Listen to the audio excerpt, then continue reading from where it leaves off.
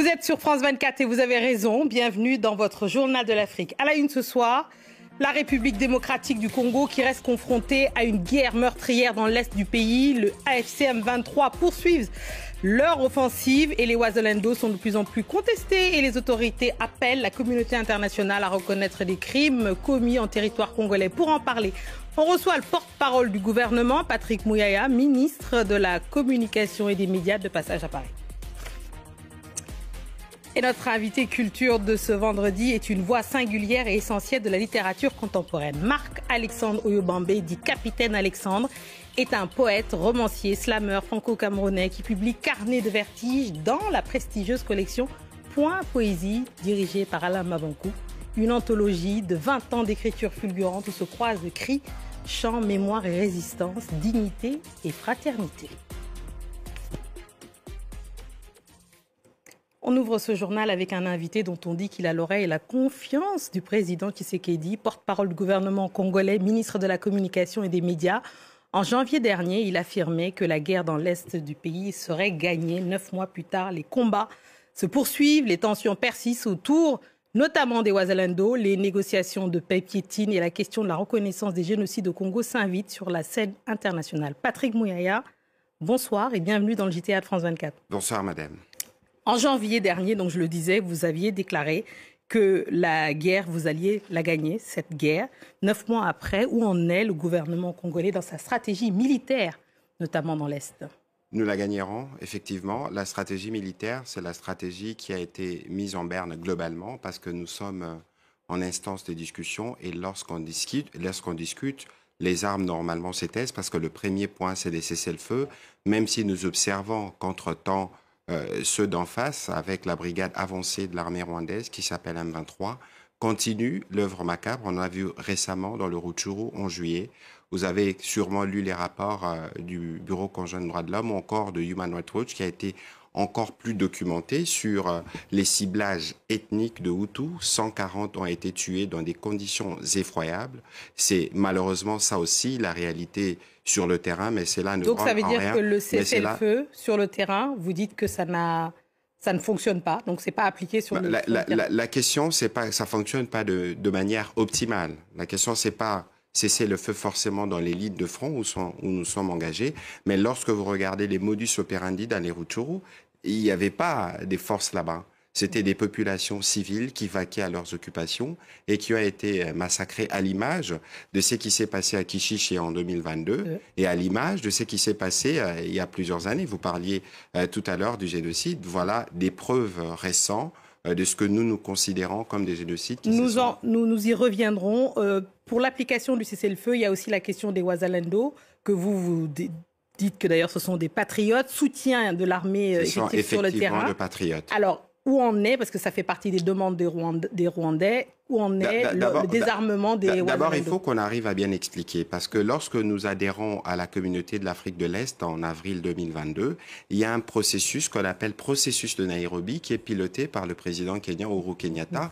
Et dans ces processus, tous les groupes d'autodéfense, comme on les appelait à l'époque, avaient souscrit au schéma de la paix et du désengagement, jusqu'à ce que le Rwanda, avec sa brigade avancée, les M23, commence encore l'œuvre macabre d'attaquer d'innocentes populations. C'est pour ça que dans un élan de patriotes, ils se sont levés parce que le terme Wazalendo veut dire tout simplement patriote. Et si vous regardez, on parle de moins en moins de groupes d'autodéfense ou de Maïmaï, mais on parle du vocable Wazalendo parce qu'il y a eu comme cette forme d'unité pour défendre évidemment la patrie. Et donc aujourd'hui, le Rwanda ne peut pas, ni personne ne peut d'ailleurs, interdire à des Congolais de s'élever où ils sont pour défendre la patrie. Mais cela dit, comme gouvernement, nous avons une stratégie qui va permettre de bien gérer ces énergies qui veulent défendre la patrie dans ce qu'on appelle la réserve armée des défenses, où nous pourrons évidemment prendre ceux qui satisferont à un processus de vetting parce qu'il sera hors de question pour nous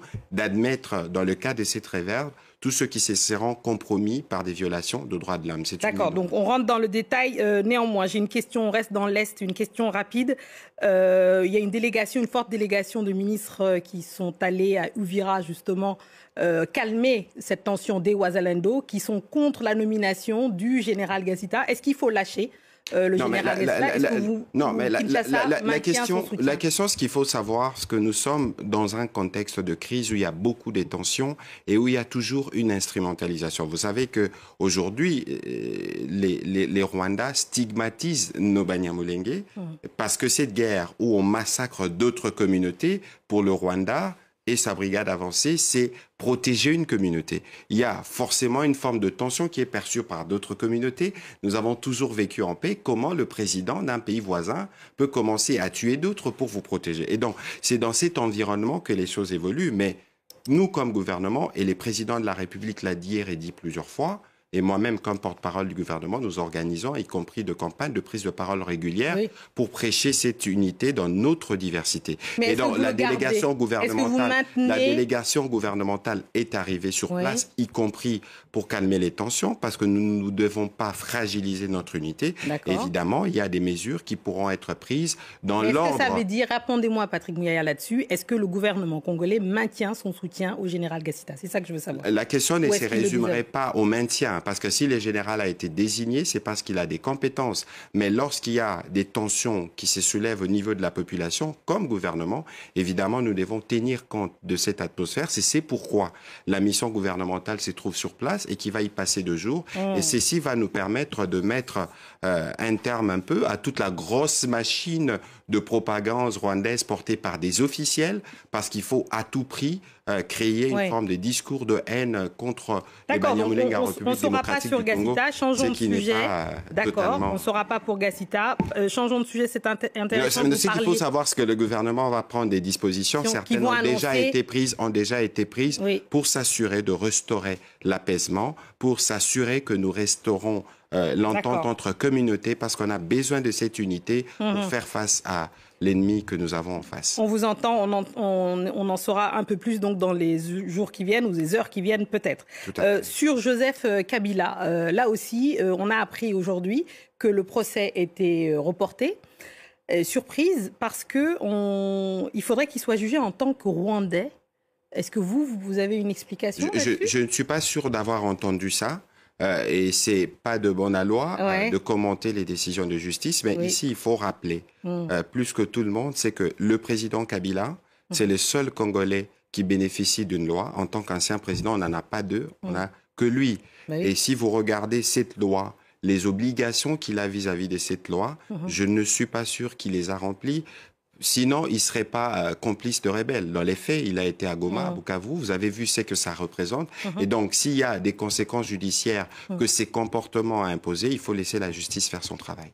Et Félix Tshisekedi, le président actuel, donc, a demandé la reconnaissance internationale des génocides commis en RDC. En quelques mots, pour nous expliquer ce que ça veut dire? Mais c'est évident que depuis 30 ans, et toute la communauté internationale est au courant, parce qu'avant d'arriver au génocide, on passe d'abord par des massacres et des violations massives de droits de l'homme. Nous, en tant que gouvernement, nous avons commencé un processus en interne, d'abord pour assurer la réparation de nos victimes. C'est pourquoi on a créé le Fonds national de réparation, FONAREF, et qui est financé par la redevance minière, parce que nos compatriotes sont tués pour les mines, on va utiliser les mines pour réparer. Mais bien au-delà de ce travail que nous faisons, il y a un travail de justice, il y a un travail de reconnaissance internationale. Nous l'avons fait en interne et nous avons entamé une campagne à l'international. On a commencé par Genève en marge de la 60e Assemblée générale pour être sûr que le monde sache qu'il y a eu génocide au Congo, parce que mais génocide perpétré par qui? Mais écoutez, je vous donne un exemple. L'exemple est récent. Human Rights Watch, pour ne pas parler des sources congolaises, a parlé des 140 Hutus massacrés. Si on doit repartir sur 2022, les mêmes organisations, les Nations Unies, ont été témoins qui chichaient les modus operandi. On sait que c'est des troupes rwandaises avec la brigade avancée du M23 parce que c'est des territoires qui sont sous leur contrôle. Il est évident que pour nous, la question n'est pas simplement une question de reconnaissance, c'est une question des mémoires et c'est une question de plus jamais ça, parce qu'il y a eu trop d'horreur dans cette région du monde. On vous entend. Merci beaucoup, Patrick Muyaya, d'être venu. Je rappelle que vous êtes porte-parole du gouvernement congolais, ministre des médias et de la communication. Merci beaucoup d'être venu sur le plateau de France 24. C'est moi qui vous remercie. Merci beaucoup. On passe au reste de l'actualité africaine en bref et en images. Au Kenya, 3e report du procès des 70 jeunes accusés de terrorisme après les manifestations antigouvernementales de juin et de juillet. Les procureur affirmant avoir besoin de plus de temps pour enquêter. Les avocats de la défense dénoncent une stratégie destinée à faire durer la détention sans preuve tangible. Le procès est désormais fixé au 2 octobre. En Afrique du Sud, l'enquête sur la mort de Steve Biko est rouverte. 48 ans après, le militant anti-apartheid, fondateur du mouvement de la conscience noire, avait été torturé à mort par la police en 1977. À l'époque, aucune poursuite n'avait été engagée malgré le refus d'amnistie de ses bourreaux devant la commission Vérité et Réconciliation. La famille n'a cessé de réclamer justice. Sous l'impulsion du président Cyril Ramaphosa, plusieurs dossiers emblématiques de crimes de l'apartheid sont désormais réexaminés. Et au Malawi, la présidentielle de mardi prochain s'annonce comme un duel serré entre le chef de l'État sortant, Lazarus Chakwera, et son prédécesseur, Peter Mutharika.